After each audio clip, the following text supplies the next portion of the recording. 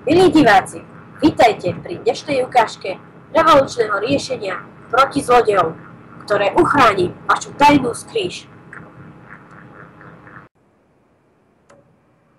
Určite poznáte ten pocit, keď sa vraciate z rúbania dreva domov do vašej tajnej skrýše a zistíte, že vaše čestky sú úplne, ale úplne vybielené. Ale my máme pre vás jednoduché riešenie. A tu sú schody, určite tu niekto býva. Sa pozrieť. To bude ale veľa vecí.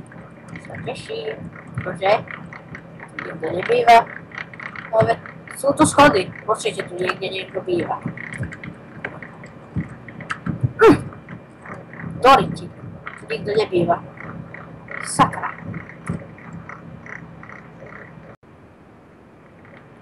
Ako môžete vidieť, Jožko sa znova vracia zo zrúbania dreva a už má nainštalované naše jednoduché riešenie, ktoré funguje na špeciálny kľúč, redstone točku. Jožko pekne vôjde do svojho ukrytu a nikto ho nevykradne.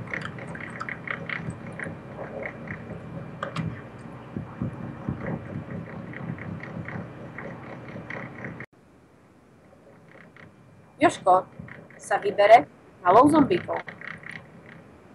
Už má potrebné vybavenie, tak môže ísť na to. Jednoducho otvorí svoju tajnú skrýš.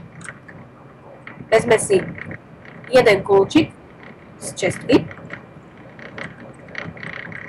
vyjde von a následne s kľúčikom svoju tajnú skrýšu zavrie.